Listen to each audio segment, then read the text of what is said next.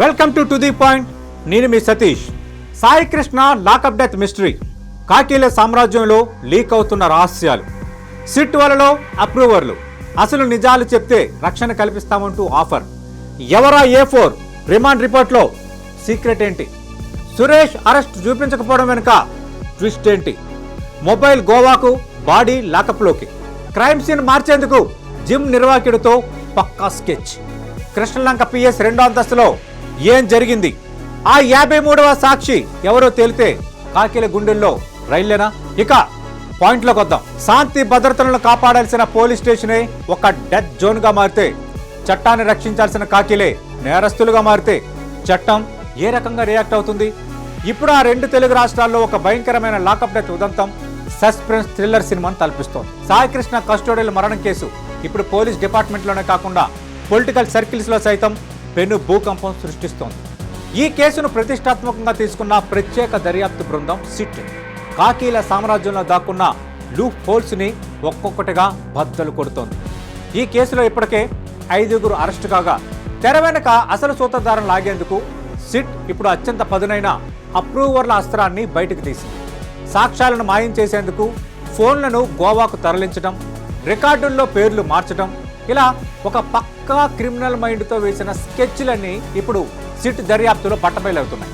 అసలు Krishnalanka police station 2వ అంతస్తులో ఆ రాత్రి ఏం జరిగింది, ఆ రిమాండ్ రిపోర్ట్లో దాచిన A4 నిందితులు ఎవరు, ఈ సంచలన క్రైమ్ ఇన్సైడ్ స్టోరీ ఏంటి, ఇప్పుడు ది పాయింట్లో డీటెయిల్గా నేను మీకు చెప్పబోతున్నాను. Sai Krishna custodial death case ఇన్నాళ్ళు పోలీస్ రికార్డుల మధ్య నలిగిన ఈ ఫైలు ఇప్పుడు సిట్ అధికారుల చేతిలోకి వెళ్లడంతో ఒక్కసారిగా వేగం పుంజుకుంది.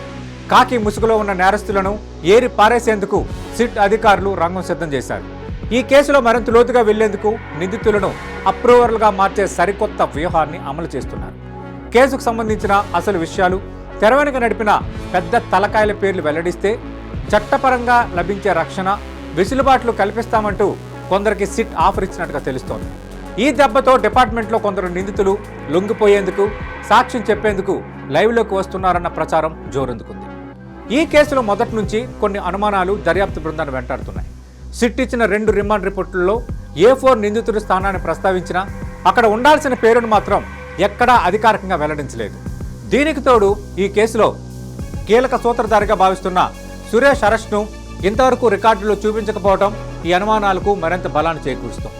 సురేష్ను కూడా అప్రూవర్స్గా మార్చి కేసులో ఉన్న మరికొందరు పెద్ద మనుషుల గుట్టు రట్టు చేయడానికే సిట్ ఈ రకమైన వ్యూహాత్మక నిశ్శబ్దాన్ని పాటిస్తోందా అన్న చర్చ నడుస్తోంది. మరోవైపు ఈ క్రైమ్ థ్రిల్లర్లో సాంకేతిక ఆధారాల వేట మొదలైంది. కీలక నిందితులు అశోక్, నానీల కాల్ డేటా రికార్డ్స్, CDRను దర్యాప్తు బృందం క్షుణ్ణంగా విశ్లేషిస్తోంది. సాయి కృష్ణను అదుపులోకి తీసుకున్న రోజుల్లో ఈ ఇద్దరు ఎవరెవరితో మాట్లాడారు, ఎవరి ఆదేశాల మేరకు నడుచుకున్నారు అన్న దానిపై నిశితంగా దృష్టి పెట్టారు.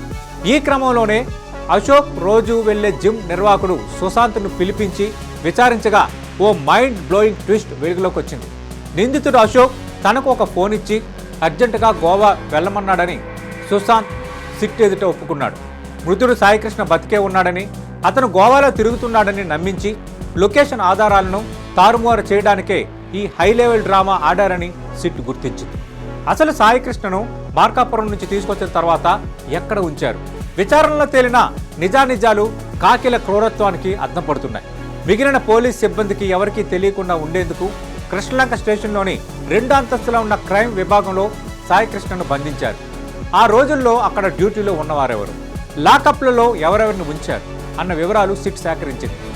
ఆ సమయంలో సాయికృష్ణను 3rd డిగ్రీతో ఎవరు చిత్రహింసలు గురి చేశారు, అతను ఒంటిపై ఎలాంటి గాయాలయ్యాయి అన్న వాటిపై ఆధారాలు సేకరిస్తున్నారు. అయితే ఈ మొత్తం దర్యాప్తులో 53వ సాక్షి అనే కోణం అత్యంత ఆసక్తికరంగా మారింది. మే 6న మరియు 8 తేదీల్లో ఒక కీలక వ్యక్తిని పోలీసులు ప్రభుత్వాసుపత్రిలో చికిత్స కోసం చేర్పించినట్టు సిట్ తన రిమాండ్ రిపోర్ట్లో వెల్లడించింది. కానీ ఈ 53వ సాక్షిగా పేర్కొన్న వ్యక్తి ఎవరు అన్నది మాత్రం నివేదికలో గోప్యంగా ఉంచారు. ఆ వ్యక్తి సాయికృష్ణతో పాటు లాకప్లో ఉన్న వ్యక్తా, లేక సాయికృష్ణపై జరిగిన దాడిని కల్లారా చూసిన ప్రత్యక్ష సాక్ష్య అనేది ఇప్పుడు ఈ కేసులో క్లైమాక్స్ ట్విస్ట్లా మారబోతోంది. త్వరలోనే దీనిపై పూర్తి స్పష్టత వచ్చే అవకాశం ఉంది. ఈ కేసులో సాక్ష్యాల వేట ఇక్కడ తాగడం లేదు. కోర్టు నుంచి పక్కాగా అనుమతి తీసుకుని సెర్చ్ వారెంట్లతో రంగంలో దిగబోతుంది సిట్. కీలక నిందితుడైన సిఏ నాగరాజ్తో సహా మిగిలిన నిందితుల నివాసాల్లో ఏకకాలంలో తనిఖీలు చేయడానికి దర్యాప్తు బృందం ప్లాన్ సిద్ధం చేసింది. వారిళ్లలో దాచిన డిజిటల్ సాక్ష్యాలు, గుప్త సమాచారాన్ని బయటకు తీస్తే ఈ కేసులో మరికొందరు పోలీస్ అధికారులు, వారు వెనుకున్న పొలిటికల్ శక్తుల పేర్లు కూడా బయటకు రావడం ఖాయంగా కనిపిస్తోంది. లాకప్లో జరిగిన ఒక మరణం ఇప్పుడు చట్టం ముందు నిలబడింది. తప్పు చేసిన వారు కాకీలైనా వారి వెనక ఎంతటి పెద్ద శక్తులున్నా వదిలే ప్రసక్తే లేదన్నట్టు సిట్ దర్యాప్తు సాగుతోంది. అప్రూవర్లుగా మారుతున్న నిందితులు, గోవా కనెక్షన్లు, మిస్టరీగా మారిన ఆ 53వ సాక్షి, ఈ ముగ్గురు చుట్టూ తిరుగుతున్న ఈ పొలిటికల్ క్రైమ్ థ్రిల్లర్లో త్వరలో మరిన్ని సంచలన నిజాలు బయటకు రాబోతున్నాయి. సిట్ వేయబోయే తదుపరి అడుగు ఏంటి? సీఏ నాగరాజ్ ఇళ్ల తనిఖీల్లో ఏం తేలనుంది? ఈ కేసులో ప్రతి తాజా అప్డేట్ను ఎప్పటికెప్పుడు మీకు అందిస్తూనే ఉంటాం. చూస్తూనే ఉండండి 99 టీవీ న్యూస్ ఛానల్. ఇది వాటి to the point. This is Satish signing off.